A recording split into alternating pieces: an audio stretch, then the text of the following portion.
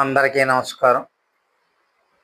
మరి 2026 సంవత్సరం మార్చి నెలలో శ్రీరామనవమి పండుగను హిందువులు చాలా ఘనంగా జరుపుకుంటారు.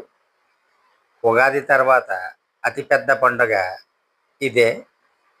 ఈ రోజున కోదండరాముడు సీతమ్మ వార్ల వివాహం జరిగింది. ఈ శ్రీరామనవమి పండుగని దేశవ్యాప్తంగా ఘనంగా నిర్వహించుకుంటాం. ప్రతి గ్రామంలోనూ ఊరు వాడ సీతారాముల కళ్యాణ వేడుకలు నిర్వహిస్తాము. రామజన్మభూమిగా భావించే అయోధ్యలో శ్రీరామనవమి వేడుకలు ఘనంగా కోలాహలంగా జరుగుతాయి. ఈ నేపథ్యంలో శ్రీరామ నవమి ఏ రోజున జరుపుకుంటామనే విషయాలు, అందులోని పాత్రల వివరాలు అన్నీ కూడా తెలియజేస్తాను. రామ అంటే కేవలం 2 అక్షరాలు మాత్రమే కాదు, అదో మహాశక్తి మంత్రం. ధర్మానికి, నిబద్ధతకు ప్రతిరూపమైన శ్రీరాముడిని ఆరాధించే రోజు శ్రీరామనవమి. ఈ ఏడాది శ్రీరామనవమి 2026 సంవత్సరం పండగ మార్చి 27వ తేదీ శుక్రవారం, చైత్రమాసం శుక్లపక్షం నవమి రోజు శ్రీరామనవమిని జరుపుకుంటాం. త్రేతాయుగంలో శ్రీ మహావిష్ణువు ధర్మస్థాపన కోసం శ్రీరాముడిగా అవతరించిన రోజే చైత్ర శుక్లపక్ష నవమి, శ్రీరామనవమి పర్వదినం. ఈ పండుగ రోజు ప్రధానంగా శ్రీరామ జననం, శ్రీ సీతారాముల కళ్యాణం, శ్రీ రామ పట్టాభిషేకం అనే 3 ఘట్టాలను నిర్వహిస్తాం. శ్రీ మహావిష్ణువు యొక్క దశావతారాల్లో 7వ అవతారం రామావతారం. దుష్ట శిక్షణ, ధర్మ సంస్థాపన కోసం శ్రీహరి మానవ రూపంలో ఈ భూమిపై అవతరించాడు. శ్రీరాముడు వసంత ఋతువులో చైత్రశుద్ధ నవమి రోజు పునర్వసు నక్షత్రం వేళ కర్కాటక లగ్నం అభిజిత్ ముహూర్తంలో మధ్యాహ్నం 12 గంటల సమయంలో జన్మించినట్లు మన పురాణాలు చెబుతున్నాయి. ఈ పండుగ రోజును హిందువులు భక్తి శ్రద్ధలతో శ్రీరామనవమిగా వేడుకలు ఘనంగా నిర్వహించుకుంటాం. దేశవ్యాప్తంగా వీధుల్లో చదువు పందిళ్లు వేసి శ్రీ సీతారామ కళ్యాణం జరిపిస్తాం. శ్రీరామ తారక మంత్రమైన ఓం శ్రీ రామాయ నమః అనే మంత్రాన్ని కనీసం 108 సార్లు చెప్పిద్దాం.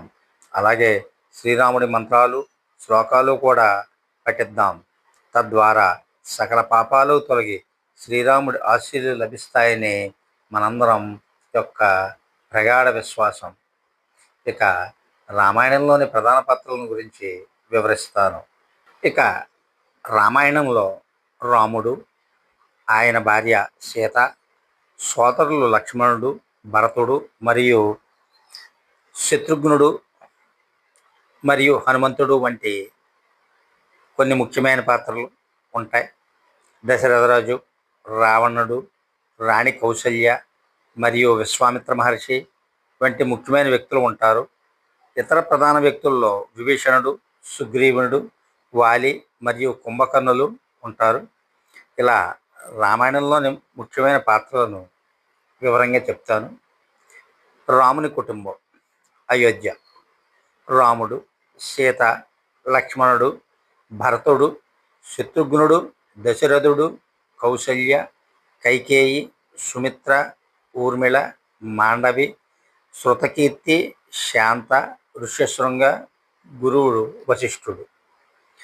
ఇక అడవిలో పరిచయమైన పాత్రలు హనుమంతుడు, జటాయువు, సంపతి, శబరి, నిషాదరాజు గుహుడు, కబంధ, మారీచుడు, సుబాహుడు. ఇక లంక. రావణుడి కుటుంబం. రావణుడు, విభీషణుడు, కుంభకర్ణుడు, ఇంద్రజిత్, ఈయన్నే మేఘనాథుడు అని కూడా అంటారు, మండోదరి, శూర్పణఖ, అక్షయకుమార, తాటక, ప్రహస్త, సుమాలి. ఇక వానర రాజ్యం గురించి తెలుసుకుందాం. సుగ్రీవుడు, వాలి, అంగదుడు, జాంబవాన్, నల్, నీల్, తార, రుమ ముఖ్యులు. ఇతరమైనటువంటి వారిలో ఋషులు, దేవతలు. విశ్వామిత్రుడు, వాల్మీకి, పరశురాముడు, జనక్, సునైన, మంధర, సుమంత్ర, అహల్య, గంగ, అగస్త్యుడు. మరి ఇలాగా రామాయణ ఇతిహాసంలో 44 ముఖ్యమైన కీలక పాత్రలను మనం తెలుసుకుంటాం. ఇందులో ముఖ్యంగా రాముని యొక్క గుణగణాలు, సీతా మహాసతి యొక్క గుణగణాలు, అలాగే ఇతరుల యొక్క ముఖ్యమైన వ్యక్తుల గుణగణాలు కూడా మీకు వివరిస్తాను. వారి గురించి తెలుసుకోవటం మన యొక్క కనీస కర్తవ్యం.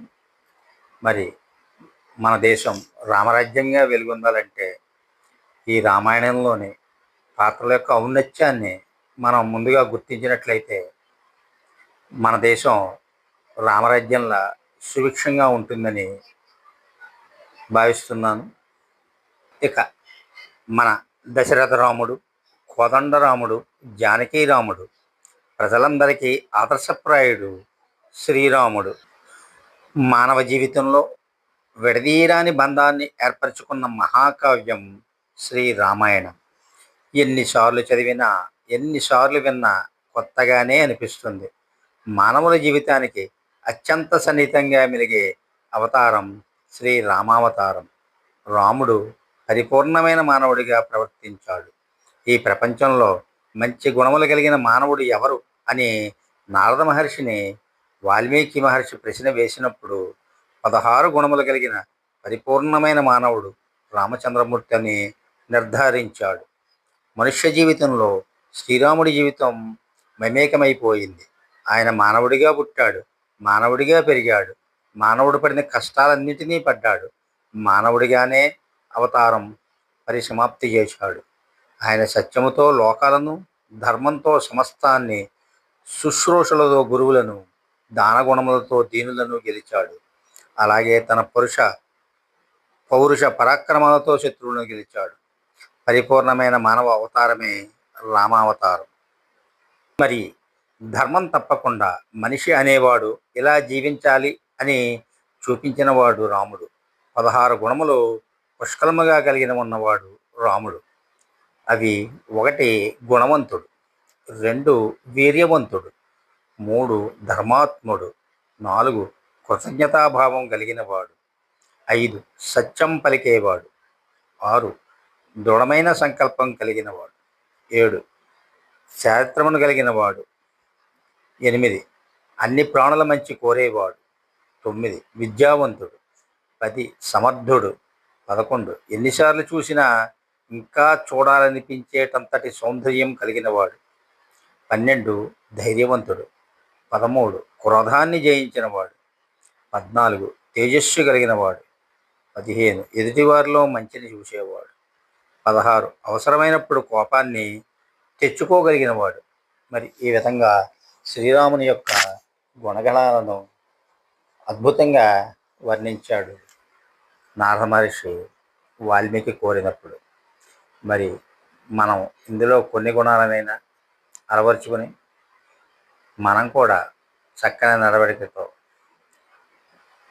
ఉండడానికి ప్రయత్నిద్దాం. సర్వే జన సుఖినో భవంతు. మరి రేపటి వీడియోలో సీతామహాసాధ్వి యొక్క గుణగణాల గురించి తెలుసుకుందాం. సర్వే జన సుఖినో భవంతు. ఈ వీడియో కానీ మీకు నచ్చినట్లయితే షేర్ చేసి, లైక్ చేసి, సబ్స్క్రైబ్ చేయవలసిందిగా కోరుతున్నాను.